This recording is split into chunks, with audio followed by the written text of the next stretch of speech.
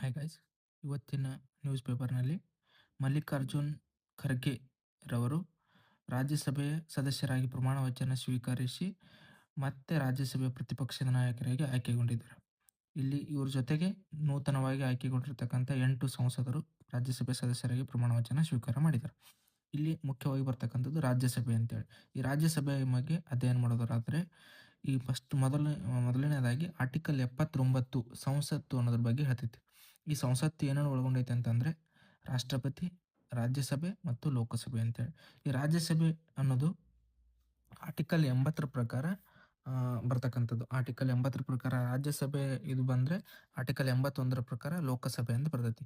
ಮುಖ್ಯವಾಗಿ ಇಲ್ಲಿ ಬರ್ತಕ್ಕಂಥದ್ದು ನಾವು ಅಧ್ಯಯನ ಮಾಡಬೇಕಾಗಿದ್ದು ರಾಜ್ಯಸಭೆ ಅಂತೇಳಿ. ಈ ರಾಜ್ಯಸಭೆಯಲ್ಲಿ ಒಟ್ಟು 200 ಮ್ಯಾಕ್ಸಿಮಮ್ 250 ಏನಪ್ಪ ಅಂದರೆ ಮೆಂಬರ್ಸ್ ಇರಬೇಕಂತಿದೆ.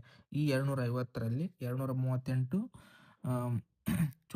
ಚುನಾವಣೆ ಮುಖಾಂತರ ಆಯ್ಕೆ ಆದರೆ 12 ಜನ ಏನಪ್ಪ ಅಂತಂದರೆ ಕಲೆ, ವಿಜ್ಞಾನ, ಸಾಹಿತ್ಯ ಮತ್ತು ಸಮಾಜ ಸೇವೆ ಈ ಇದರಲ್ಲಿ ಏನಪ್ಪ ಅಂದರೆ ಆಯ್ಕೆ ಬೇಕಂತಿದೆ. ಇನ್ನೊಂದು, ಈ ಪ್ರಸ್ತುತವಾಗಿ ಎಷ್ಟು ಜನ ಅದಾರ ಅಂತಂದರೆ 245 ಜನ ಈಗ ಪ್ರಸ್ತುತವಾಗಿದ್ದಾರೆ. ಇದರಲ್ಲಿ 233 ಜನ ಚುನಾವಣೆ ಅಂದರೆ ರಾಜ್ಯದ MLAಗಳಿಂದ ಚುನಾಯಿತರಾದರೆ 12 ಜನ ನಾಮಿನೇಟ್ ಆಗ್ತಾರೆ.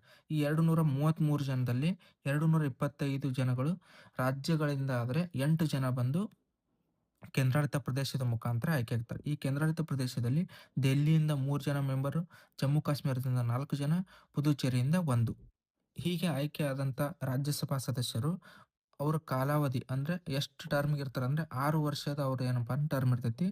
ಮತ್ತು ಇನ್ನೊಂದು ಏನಂತಂದರೆ 1/3 ಮೆಂಬರ್ಸು ಪ್ರತಿ 2 ವರ್ಷಕ್ಕೊಮ್ಮೆ ಏನಪ್ಪ ಅಂದರೆ ಆಯ್ಕೆ ಆಗ್ತಿರ್ತಾರೆ. Okay, thank you.